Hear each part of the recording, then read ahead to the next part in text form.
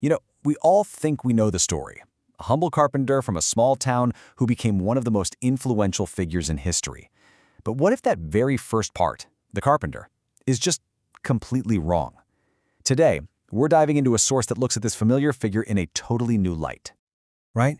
When you picture Jesus the man, what comes to mind? For most of us, it's that image of a simple craftsman, an uneducated guy from Nazareth, maybe a poor healer, just wandering from town to town.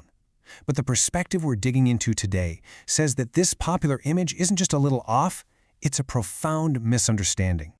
So here's the big question this text throws at us. What if Jesus wasn't an unstudied craftsman at all? What if he was, in fact, a highly educated, recognized, and pretty respected rabbi, a doctor of the law, on the same level as the top religious scholars of his day? Okay, so why does this even matter? Who cares if he was a carpenter or a teacher? Well, according to this view, getting this one detail wrong is like, and I'm quoting here, it can lead our ship to the wrong harbor. The idea is pretty simple. If we don't understand who the teacher was, how can we possibly understand his teaching?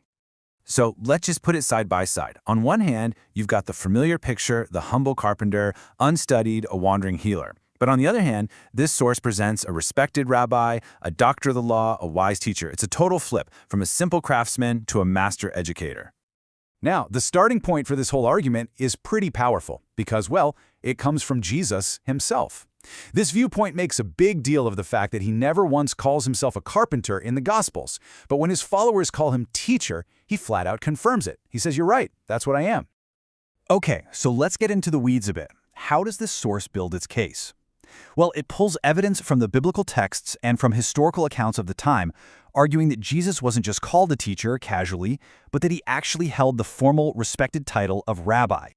So what did it even mean to be a rabbi back then? This interpretation really hammers home that it wasn't just a friendly nickname. No, it was a serious title. It was basically the equivalent of being a doctor of the law, a known expert, a leader in the community. It meant you had some serious formal education and public recognition. And here's the resume laid out point by point. You've got the first-century historian Josephus calling him a teacher. His own disciples call him rabbi right from the start. He gets into these high-level theological debates with other doctors of the law.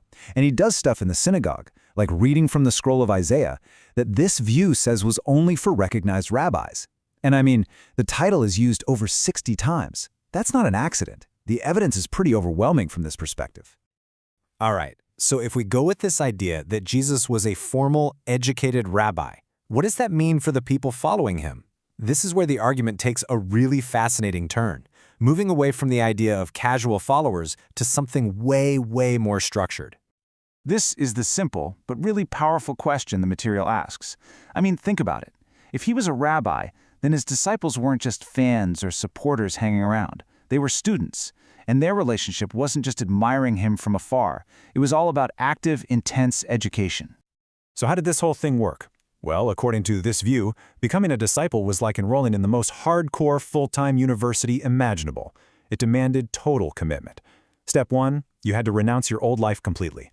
Step 2, you lived together in these communal houses just for studying.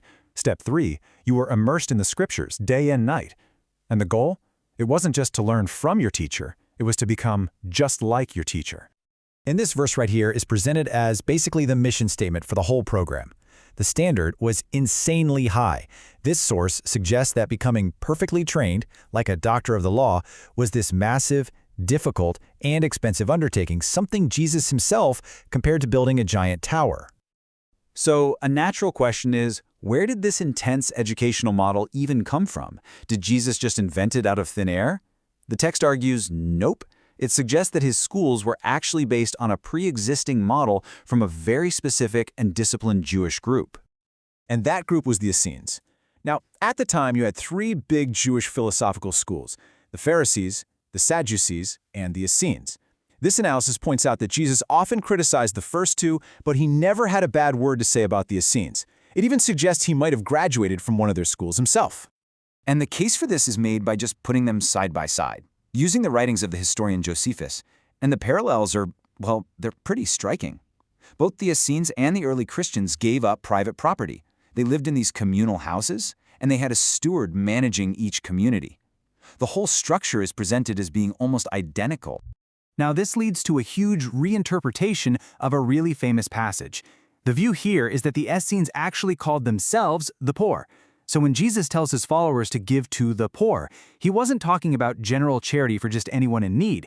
He was telling them to direct the funds to these specific communal schools to support the full-time students who'd given up everything to study there. So let's step back for a second. What does all of this mean for the idea of discipleship itself?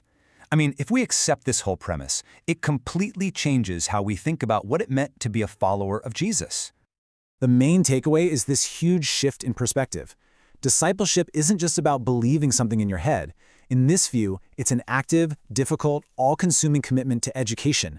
It's something you do, not just something you think. It's like earning a doctorate today, a long, hard road. And the cost was absolutely immense. First, you had the personal cost. You had to completely consecrate your life, leave everything behind. But there was also a huge financial investment. This analysis even suggests that Jesus was rich from the Magi's gifts and that he became poor by pouring all of that wealth into this educational system, funding the houses, hiring other teachers, and buying super expensive handwritten scrolls. This was a well-funded, long-term program. And this brings us right to the final and maybe the most challenging question this whole idea leaves us with. This view says that to be a disciple back then meant enrolling in a multi-year, full-time, immersive school of theology. So it leaves us with this to think about. If that was the original model, what does it truly mean to be a disciple in our world today?